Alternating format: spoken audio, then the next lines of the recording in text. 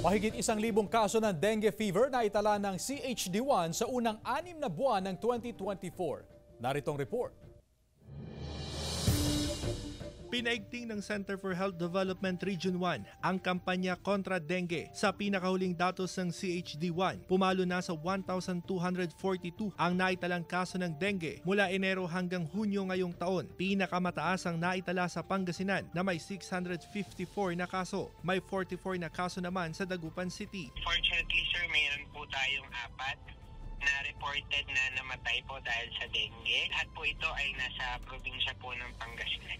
9 na bayan at 1 lungsod sa Pangasinan ang kabilang sa dengue watch list. Si Aling Elsa sa barangay Bunlag, Calasiao, panay ang linis sa kanal na katabi ng kanilang bahay. Sinisiguro niyang walang naipong tubig na posibleng pamahayan ng kitikiti. Mahirap, malaking gastos din pag na-ospital.